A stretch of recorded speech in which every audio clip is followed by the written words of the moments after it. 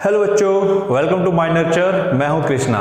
तो चलिए अगले टॉपिक की तरफ बढ़ते हैं। फिजिक्स में क्लास 12 की फिजिक्स में हम लोगों ने चैप्टर नंबर 1 से लास्ट टॉपिक जो कवर किया था वो था इलेक्ट्रिक फ्लक्स।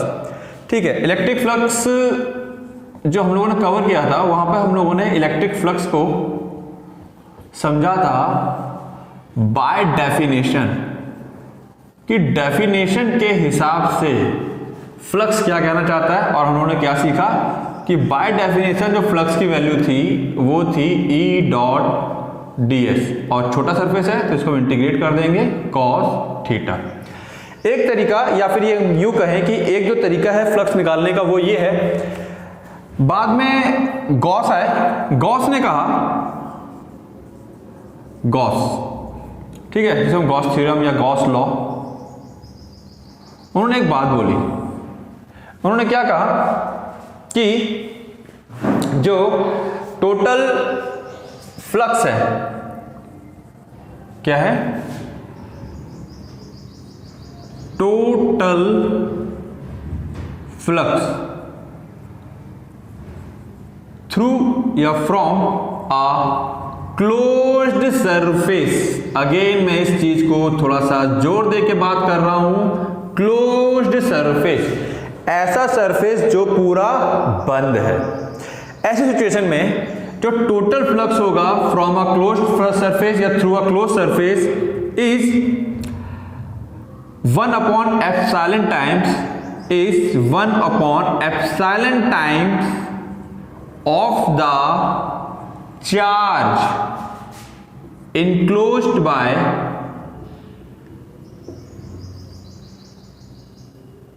सरफेस। तो सीधा से कहने का मतलब क्या होगा, मेरे पास कोई भी सरफेस है, एक क्यूब हो सकता है, एक स्फेयर हो सकता है, ये क्यूब है, ये स्फेयर है, ठीक है, कोई आड़ा तिरछा ऐसा हो सकता है, क्लोज होना चाहिए। अब टोटल चार्ज, अब मान लो यहां पर टोटल चार्ज है +2q, यहां टोटल चार्ज बताना आप लोग कितना होना चाहिए, यहां पर +5q और -3q। तो मेरे को ये बताओ यहां पर टोटल चार्ज कितना होगा। तो इस बॉडी में तो नेट चार्ज कितना है, +2q। तो यहां पर अकॉर्डिंग गॉस टोटल फ्लक्स की वैल्यू कितनी हो जाएगी, 2q अपॉन एप्सिलॉन, है ना, या फिर इसको ऐसे लिखो, total charge into 1 upon epsilon, एक ही बात है। बच्चे लोग कुछ कंफ्यूज करते हैं तो समझा दूं इस तरीके से। यहां पर देखो चार्ज के पास एक प्रॉपर्टी होती है एडिटिविटी। तो यहां पर नेट चार्ज कितना आ जाएगा, नेट चार्ज बचेगा इन दोनों के बाद प्लस माइनस कर दूंगा तो प्लस का 2q बचेगा, ठीक है ना। तो इस बॉडी के ऊपर नेट चार्ज कितना है, तो यहां पे भी जो फ्लक्स की वैल्यू है वो कितनी आ जाएगी, 2q अपॉन एप्सिलॉन। इसकी बात करते हैं, मान लो यहां पर इसके अंदर एक प्लस का 3 है और एक माइनस का 3 है, तो नेट q की वैल्यू यहां कितना आ गया, 0। तो फ्लक्स की वैल्यू यहां कितनी आ जाएगी, 0 आ जाएगी। तो ध्यान रखना, गॉस ने जो बात बोली थी वो सिर्फ और सिर्फ क्लोज्ड सरफेस के लिए बात बोली थी, और किसी भी क्लोज सरफेस के लिए या क्लोज सरफेस के थ्रू जो टोटल फ्लक्स होगा वो total charge enclosed by it. अब कई बार सवाल आता है कि अगर कोई क्लोज सरफेस है, इसके अंदर +2 है और यहां पर सपोज +5 का चार्ज रखा हुआ है, तो +5 जो आउटर चार्ज है उसकी वजह से इसके फ्लक्स पे कोई भी फर्क नहीं पड़ेगा। क्यों फर्क नहीं पड़ेगा, आओ समझते हैं।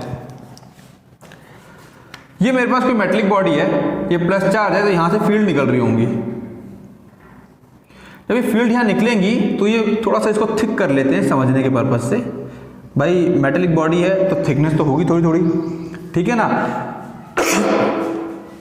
तो जो इस फील्ड की वजह से इस बॉडी के इसके ऊपर जो चार्जेस होंगे वो माइनस यहां आ जाएंगे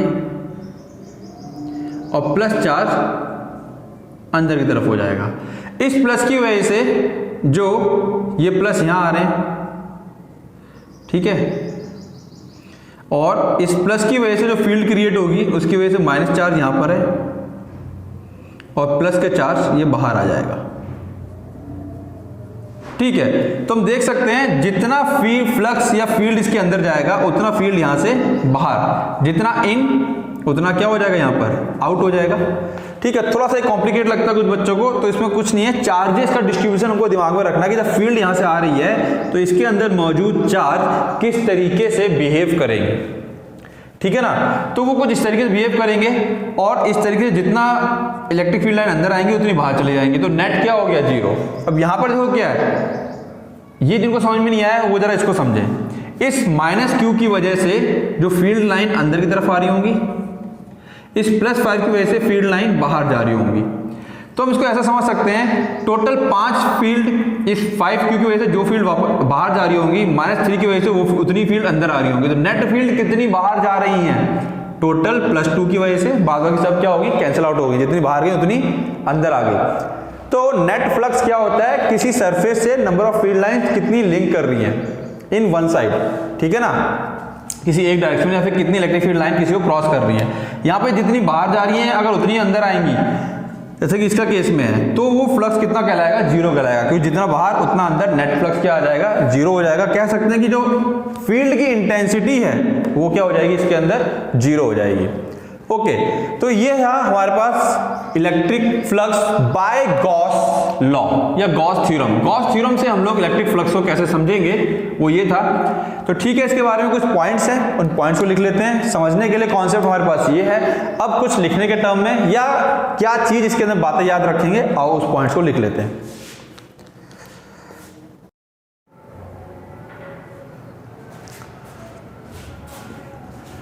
चलो देखते हैं कुछ इंपॉर्टेंट पॉइंट्स। जैसा कि मैंने कहा था, समझना एक अपनी जगह रह गया, और क्लास 12th के जो बोर्ड के बच्चे हैं उनको कई बार कुछ पॉइंट्स चाहिए होते हैं कि आखिर उसमें लिखेंगे क्या या उसमें करेंगे क्या। तो important points of Gauss law और Gauss theorem, it is valid for closed surface only. फिर कह रहा हूं मैं, ये सिर्फ और सिर्फ क्लोज्ड सरफेस के लिए है, ठीक है ना। और अगर कहीं पर क्लोज्ड सरफेस नहीं है, सपोज ये पॉइंट चार्ज है, ये क्लोज सरफेस नहीं है, इस चार्ज की वजह से कितना फ्लक्स क्रिएट हो रहा है, तो मैं यहां पर एक इमेजिनरी क्लोज सरफेस बना लूंगा जो इसको पूरा कैच कर लेगा, ठीक है ना, स्फीयर होगा। और ये जो इमेजिनरी सरफेस होगा, this imaginary surface is called Gaussian surface. क्या कहते हैं इसको हम लोग, गॉसियन सरफेस के नाम से जानते हैं हम लोग इसको। यानी कि जब भी हम लोग इमेजिनरी सरफेस ड्रॉ करके किसी चार्ज बॉडी को या चार्ज चीज को इंक्लोज करेंगे, तो वो जो इमेजिनरी सरफेस होगा उसको हम लोग गॉसियन सरफेस कहते हैं। देन नेक्स्ट पॉइंट क्या बोल रहा है ये, only charges inside will be considered. ये मैंने बताया था पीछे कि चार्जेस जो केवल अंदर होंगे, केवल वही और वही कंसीडर किए जाएंगे। बाहर वाला चार्ज फ्लक्स क्रिएट करने की कोशिश तो करेगा, बट जितना इन होगा उतना आउट हो जाएगा, तो नेट फ्लक्स जीरो हो जाएगा।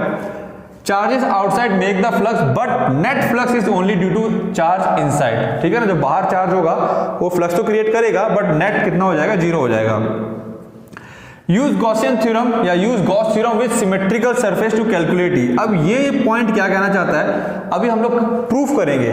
गॉस ने जो बात बोल दी क्या वो सच है, ऑब्वियस सी बात है, फिजिक्स पढ़ रहे हैं, फिजिक्स का मतलब क्या है, कोई चीज बात बोल दी गई है तो क्या वो सच में है, सच है, वो प्रूफ करना बहुत जरूरी होता है। अभी हम इसकी प्रूफिंग भी देखेंगे जो अपना सीबीएसई बोर्ड में भी इंपॉर्टेंट है। Gauss law depends on inverse square law. ये दोनों चीजें, दोनों पॉइंट अभी हम उसकी प्रूफिंग करते हैं, वहां से ये दोनों चीजें हमको क्लियर हो जाएंगी। तो आओ देखते हैं प्रूफ ऑफ गॉस थ्योरम। क्या गॉस ने जो बातें बोली केवल मनगढ़ंत थी या वाकई में सच थी? तो भाई फिजिक्स के अंदर है तो मनगढ़ंत तो कुछ भी नहीं होगा, हर चीज का प्रूफ है। तो आओ करते हैं गॉस थ्योरम का proof. Proof of Gauss theorem.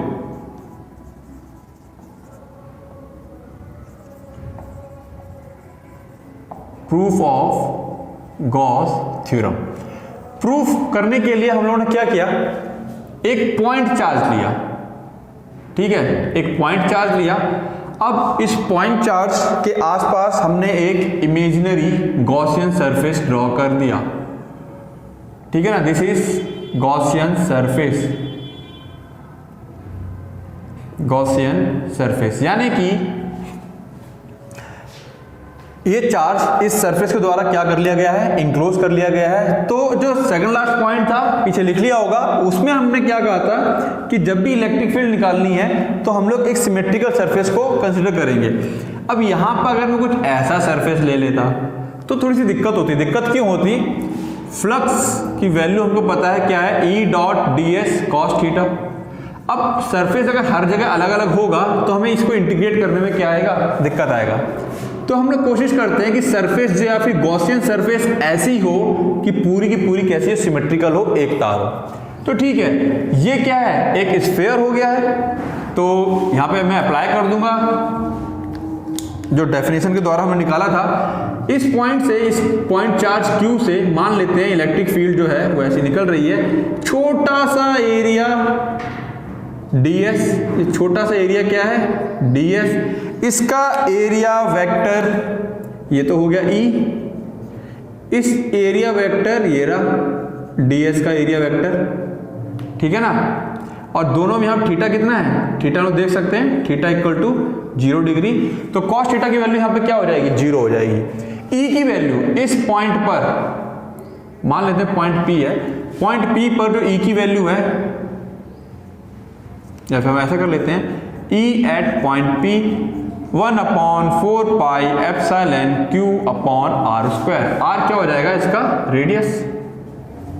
यहाँ तो दिक्कत कुछ है नहीं, समझा रहा हूँ इसको मैं अभी, समझना इसको, ठीक है ना।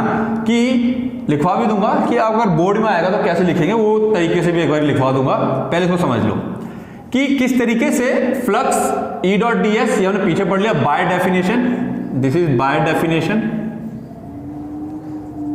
ओके। और इलेक्ट्रिक फील्ड हम लोग पहले पढ़ चुके हैं, तो E की वैल्यू ऐसे आ गई। अब इस E की वैल्यू यहां पुट कर देते हैं, तो मेरे पास फ्लक्स कितना आ जाएगा, फ्लक्स की वैल्यू कैलकुलेट कर लेते हैं। फ्लक्स इक्वल टू E की वैल्यू कितनी है, 1/4 pi epsilon Q upon r square ds cos theta, ठीक है। अब ये ds कॉस थीटा है, तो यहाँ पर इस छोटे सरफेस की वजह से छोटा सा फ्लक्स होगा, तो इसको एग्जैक्ट लिखा जाए तो क्या हो जाएगा, d फाई, और ये इंटीग्रेट कर लेंगे इसको, ठीक है ना, d phi equal to E ds cos theta. अब दोनों तरफ में इंटीग्रेट कर दूंगा, तो यहाँ पे इंटीग्रेट करेंगे, इसको इंटीग्रेट करेंगे तो पूरा फाई आ जाएगा।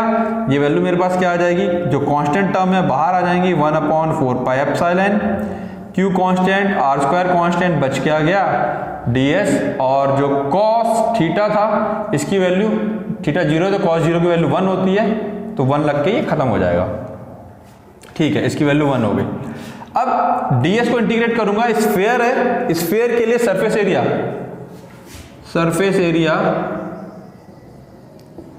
ऑफ स्फीयर क्या वैल्यू होती है उसकी, 4 पाई r स्क्वायर। तो यहाँ पे मैं लिख दूंगा 1/4 pi epsilon Q upon r square into 4 पाई r स्क्वायर। दिख गया होगा कि सारी चीजें कट रही हैं, सॉरी एप्सिलॉन नहीं कटेगा, 4 पाई r स्क्वायर क्या बचा रह गया, Q upon epsilon, this is the flux, total flux by this charge enclosing by this surface. तो ठीक है, अच्छा अब यहाँ पर ये तो हो गया कॉन्सेप्ट समझने के लिए कि किसी सरफेस के द्वारा जो चार्ज इंक्लोज हो रहा है वो कितना फ्लक्स निकालेगा, जो गॉस ने बोल दिया वो बात सच है। अब इसमें कई बार बच्चे कहते हैं कि सर देखो इसमें फिजिक्स में कुछ रटना नहीं है। अब यहाँ पर जो बच्चे बोर्ड में है, बोर्ड देना चाह रहे हैं, तो इतना ही करना है। आप उससे पहले बोर्ड कुछ चीजें और चाहता है, वो क्या चाहता है, तुम बोल दो, ऐसे लिख दो, अपनी मर्जी से लिखो। शुरुआत कहां से करी थी हमने, एक चार्ज लिया था, लेट, ऐसे लिखना स्टार्ट कर दो। थोड़ा सा मैं हिंट देता हूं, सिर्फ उतनी चीजें स्टार्टिंग में लिख करके फिर तो सॉल्व भी कर देना है।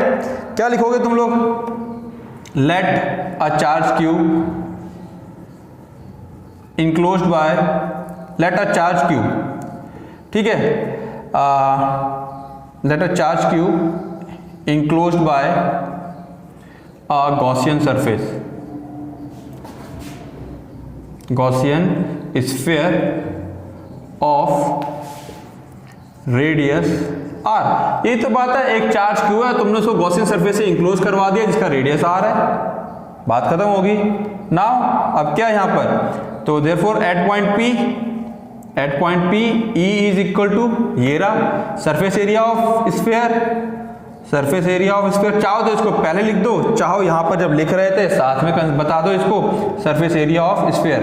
घबराने की बात नहीं है बोर्ड वाले बच्चों को, कुछ चीज़ें अगर ऊपर नीचे हो जाती हैं उससे फर्क नहीं पड़ता है, डेरिवेशन तुम्हारा सही होना चाहिए। और ये सब चीज़ें जो करने वाले या फिर जो बना दिया है डायग्राम उसको थोड़ा सा पहले लिख दो, हिंदी है थोड़ा समझ गए हो ना, उसको अपने तरफ से लिख दो, कोई दिक्कत नहीं है। ओके, तो ये था गॉस थ्योरम और प्रूफिंग ऑफ गॉस थ्योरम। ठीक है, नेक्स्ट लेक्चर में हम लोग देखेंगे पूरा इलेक्ट्रिक फ्लक्स के अंदर इलेक्ट्रिक फ्लक्स बाय डेफिनेशन और फ्लक्स बाय गॉस दोनों चीजें कवर होती हैं, इनके ऊपर बेस्ड कुछ खास क्वेश्चन और उनको करने के तरीके। तो ठीक है, नेक्स्ट लेक्चर में हम लोग इसको न्यूमेरिकल करेंगे। पढ़ते रहें, ऑल द बेस्ट।